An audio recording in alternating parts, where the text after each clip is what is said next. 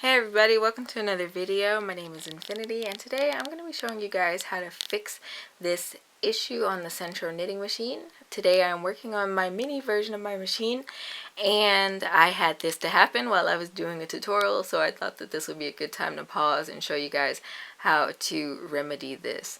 So what you're going to need is a crochet hook, preferably one that is like 3 to 4 millimeters because the machine itself only knits up in about that gauge. You might be able to get away with a 3.75 millimeter, but regardless, you're going to need that to fix this problem. Alright, so in order to fix this problem here, you see all the stitches are all bunched up, and I rarely have these issues anymore, so this is why this tutorial has taken so long for me to get to. So as you can see, I have a bunch of rows worth of stitches right here, and I'm right at the point where I'm trying to crank around my second, or my next row rather. So what I want to do, and alternatively you could use a loom pick like this one, just depends which one works better for you or which one you have on hand.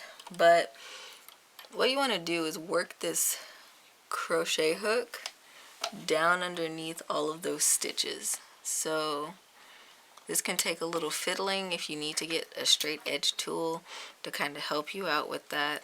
Totally understandable. I'm going to use a plastic needle. Try to get these things out of here. Alright. And you want to make sure that the yarn you're trying to use is still going to go around that needle, so you're going to want to move that back to where he came from, around that little pink peg if you can. Let's just pull that out of the threader. Alright, okay, so now that I have these loops kind of stretched out, what you don't really want to do is crank backwards, especially if you're doing plain knitting, because it'll mess up your project on you. I can't tell you how many times I've done that. But basically what you want to do is be able to get these stitches pulled out far away enough from the actual needle back here, and you're going to make sure that your needle can catch the next round of yarn. So you want it to go under that little pink hook, the little nub, and then you're going to guide it underneath the actual needle. Alright, you're going to go behind whatever tool you're using.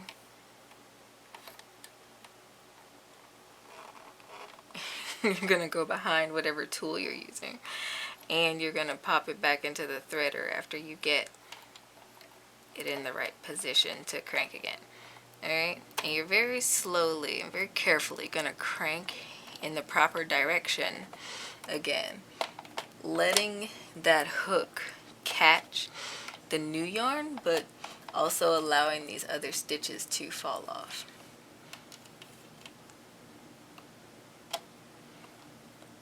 Alright, and once you're sure that those stitches are caught, you can let it go. I tend to leave my tool there for a second just to make sure that everything is a-okay, and it lets off those bunched up stitches, and it usually doesn't look too bad along that edge.